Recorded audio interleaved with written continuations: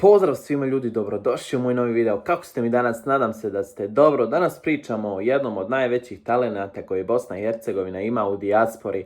Znam, naravno, puno je talenata BiH porijekla u dijaspori, ali danas pričamo o jednom, Zinedinu Smajloviću. Njegovo ime posljednjih dana sve češće se spominje među navijačima Zmajeva, posebno nakon velikog transfera u Olympiakos. Mnogi smatraju da bi upravo on mogao biti budućnost odbrane Bosne i Hercegovine. Zinedin Smajlović rođen je 20. decembra 2003. godine u Štokholmu. Visok je 191 cm i igra na poziciji centralnog štopera. Ono što ga izdvaja od mnogih defanzivaca jeste činjenica da se podjednako dobro služi lijevom i desnom nogom, što trenerima daje mnogo više mogućnosti prilikom izgradnje igre iz zadnje linije. Njegovi roditelji porijeklom su iz Bosne i Hercegovine, zbog čega posjeduje i bosansko-hercegovačko državljanstvo. To znači da ima pravo nastupa i za Švedsku i za Bosnu i Hercegovinu, pa se već neko vrijeme vodi velika borba oko toga za koju će reprezentaciju igrati u seniorskom fudbalu. Fudbalski put započeo je u Švedskoj, gdje je prošao nekoliko omladinskih klubova prije nego što je kao veoma mlad otišao u Italiju i priključio se Lecce. Iako tamo nije dobio pravu priliku, iskustvo rada u italijanskom fudbalu mnogo mu je pomoglo u razvoju kao defanzivca. Nakon toga vratio se u Švedsku gdje je nastavio graditi karijeru. Prvu afirmaciju doživio je u Sandvikenu,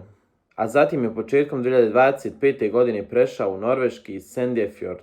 Upravo u Norveškoj eksplodirao je njegov kvalitet, brzo je izborio mjesto standardnog štopera i postao jedan od najboljih mladih defanzivaca lige. Njegove odlične partije nisu prošle nezapaženo, pa su brojni evropski klubovi počeli pratiti njegov razvoj. Samo godinu i pol nakon dolaska u Sandefjord uslijedio je veliki transfer. Olympiakos ga je ovog ljeta doveo kao jedno od najvećih pojačanja u odbrani. Prema pisanju skandinavskih medija, Sandefjord je na ovom transferu zaradio oko 5 milijuna eura, uz moguće bonuse, što ga čini najskupljom prodajom u historiji norveškog kluba. Smajlović je potpisao ugovor do ljeta 2030. godine sa Olympiakosom. Kada pogledate njegov stil igre, jasno je zašto je privukao pažnju mnogih klubova. Veoma je snažan u duelima, siguran u igri glavom i odlično čita protivničke napade. Osim toga ne izbacuje loptu bez potrebe, već pokušava graditi napad iz posljednje linije, što je danas jedna od najvažnijih osobina modernog štopera. Što se tiče reprezentacije, Zinedin je do sada nastupao za mladu selekciju Švedske i upisao 3 nastupa za selekciju do 21 godine. Međutim, još nije igrao zvaničnu utakmicu za seniorsku reprezentaciju Švedske, pa i dalje ima mogućnost da obuče dres Bosne i Hercegovine. Upravo zbog toga posljednjih mjeseci traje velika rasprava među navijačima dvije zemlje. U Švedskoj se često mogu pronaći komentari kako Bosna i Hercegovina uzima njihove talente, dok navijači Bosne i Hercegovine odgovaraju da je potpuno normalno da igrači bosansko-hercegovačkog porijekla žele predstavljati zemlju svojih roditelja. Na kraju, odluka je isključivo na samom igraču. Bosna i Hercegovina posljednjih godina sve više radi na dovođenju igrača iz dijaspore. Sergej Barbarez jasno je pokazao da želi okupiti najbolje fudbalere koji imaju pravo nastupa za Zmajeve, bez obzira na to gdje su rođeni. Upravo zato se ime Zinedina Smajlovića sve češće spominje među potencijalnim budućim reprezentativcima. Ako nastavi napredovati ovim tempom, nema sumnje da će vrlo brzo konkurisati za nastup na najvećoj sceni. Olympiakos je klub koji redovno igra evropska takmičenja, a dobre partije u Grčkoj mogle bi mu otvoriti vrata još jačih liga poput Premier lige, Bundeslige ili Serie A.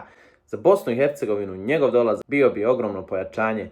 Sa samo 22 godine već ima iskustvo igranja u Švedskoj, Italiji, Norveškoj i sada Grčkoj. Pred njim su najbolje godine karijere, a ostaje da vidimo hoće li u budućnosti obući dres Zmajeva ili će ipak ostati vjeran reprezentaciji Švedske. Jedno je sigurno, Zinedin Smajlović je ime koji ćemo narednih godina sve češće slušati u evropskom fudbalu. Ono što dodatno privlači pažnju kod njega jeste i činjenica da je odrastao u potpuno drugačijem fudbalskom okruženju od većine igrača iz Bosne i Hercegovine. Švedska je poznata po dobro organizovanom omladinskom sistemu, velikom radu na fizičkoj pripremi i disciplini, a upravo su to elementi koji se mogu prepoznati u njegovoj igri. Kod njega se vidi da je od malih nogu učio kako da bude odgovoran, smiren i koncentrisan u svakom trenutku utakmice. Za mladog fudbalera nije nimalo lako da u ranim godinama napusti jednu sredinu i prilagodi se drugoj. Zinedin je to morao raditi više puta, iz Švedske u Italiju, pa nazad u Švedsku, zatim u Norvešku i sada u Grčku.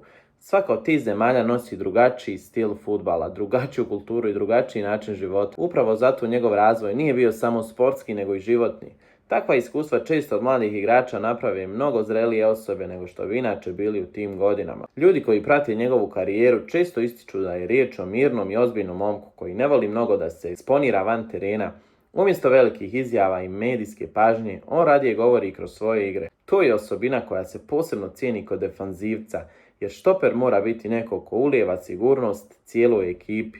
Kada imate igrača koji je fokusiran, disciplinovan i spreman da sluša trenera, onda znate da imate temelje za ozbiljnu karijeru. Njegov prelazak u Olympiakos može biti prekretnica, grčki velikani klub koji ima ogromnu tradiciju, veliki pritisak i navijače koji očekuju pobjedu u svakoj utakmici. To znači da će Smajlović odmah biti pod lupom javnosti, ali upravo takvo okruženje može dodatno ubrzati njegov napredak. Ako se izbori za mjesto u startnoj postavi i pokaže da može igrati na vrhunskom nivou, njegov status u europskom fudbalu mogao bi vrlo brzo porasti. Za Bosnu i Hercegovinu je posebno važno što se radi o igraču koji još uvijek nije zatvorio vrata ni jednoj reprezentaciji. U današnjem fudbalu gdje mnoge zemlje pokušavaju privući talente iz dijaspore, svaki ovakav slučaj ima veliku težinu. Ako Zinedine jednog dana odluči da igra za Bosnu i Hercegovinu, to ne bi bio samo sportski dobitak, nego i snažna poruka svim mladim igračima bosansko-hercegovačkog porijekla širom Europe. Njegova priča je podsjetnik koliko je fudbal danas globalan. Jedan momak rođen u Štokholmu sa korijenima iz Bosne i Hercegovine razvija se kroz Italiju, Norvešku i Grčku, a možda će jednog dana igrati za reprezentaciju koja mu je porodično najbliža. Upravo takve priče čine fudbal posebnim, jer iza svakog transfera i svake utakmice stoji mnogo više od samog rezultata. Zato će naredni period biti veoma važan za njega. Ako nastavi igrati na ovom nivou, ako ostane zdrav i ako dobije pravu minutažu u Olympiakosu, Zinedine Smajlović bi mogao postati jedan od najzanimljivijih defanzivaca koje Bosna i Hercegovina ima u dijaspori. Za navijače Zmajeva to znači samo jedno: vrijedi ga pažljivo pratiti, jer bi upravo on mogao biti ime koje će u budućnosti nositi odbranu reprezentacije. Zinedine je stvarno dobar igrač, ljudi moji, siguran na lopti, dobra igra glavom, siguran u duelima, tako da nadamo se, nešto se ispekuliše da bi u narednim, to je sad u Ligi nacija u septembru, Zinedine Smajlović mogao da dobije poziv reprezentacije Bosne i Hercegovine. Mi se nadamo da će se to i dogoditi. Treba svakog Bosanca i Hercegovca vratiti u domovinu njegovih roditelja. Također sad se vodi velika polemika oko toga kako je Zinedine Smajlović u jednom momentu kada je dobio poziv Bosne i Hercegovine u 21 reprezentacije odbio taj poziv radi, kako on kaže, loše situacije u savezu, nogometnom savezu Bosne i Hercegovine, i ipak otišao na poziv švedske reprezentacije. Međutim, od tada bukvalno nije ni dobio više poziv švedske reprezentacije i oni su ga odbili na kraju. Bilo ljudi podavno, tako da Zinedine Smajlović je sada izjavio da mu srce kuca za Bosnu i Hercegovinu.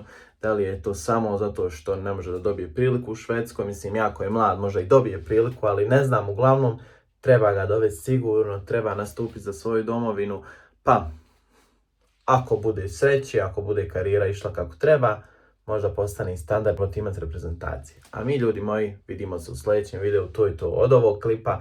Pretplatite se na kanal, lajkujte video i čao.